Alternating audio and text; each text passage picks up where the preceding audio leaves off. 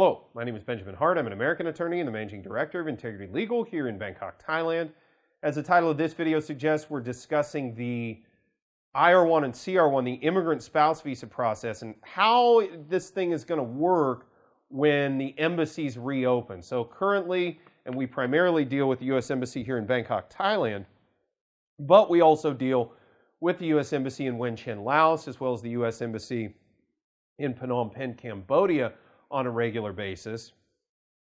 All three of these posts are currently closed due to concerns over COVID-19. So no visa interviews are being scheduled during the COVID-19 lockdown.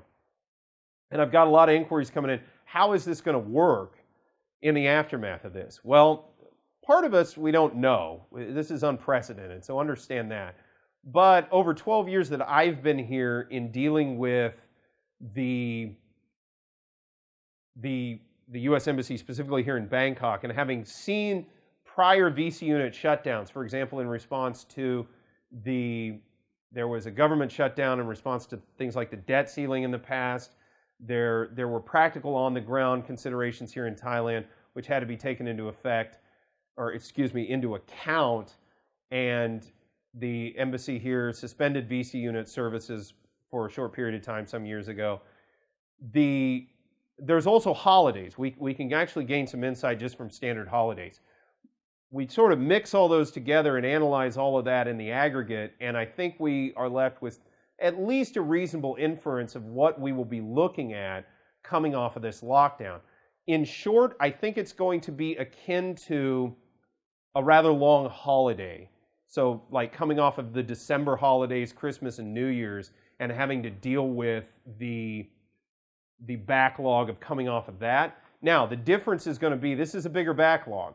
And with respect to the CR-1 and the IR-1 categories, these cases have to be sort of administratively processed through the National Visa Center. That's in comparison to a K3 visa or a K1 visa, which sort of bypasses the sort of internal workings of the National Visa Center and just gets sent straight to the embassy.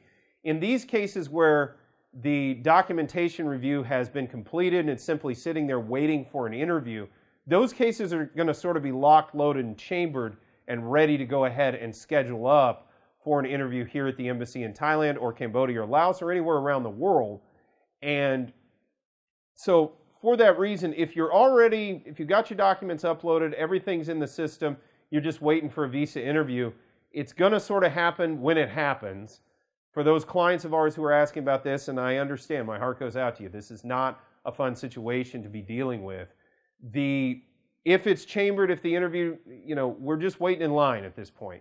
So when the thing comes back online, understand it's not going to be like flipping a switch. Those gears take a minute to start moving. There's internal logistical issues that have to be taken into account.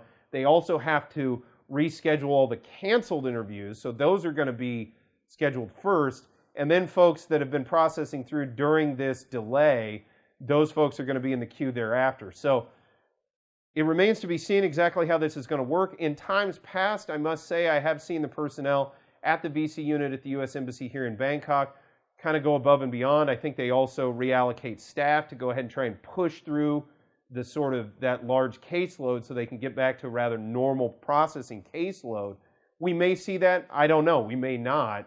Depends on their internal resources. So the thing to understand from this video is we're waiting, if you will, and it remains to be seen exactly what this is going to look like. Although I think we can infer it's probably going to look like having come off a really long holiday, not unlike December, except the caseload's going to be higher.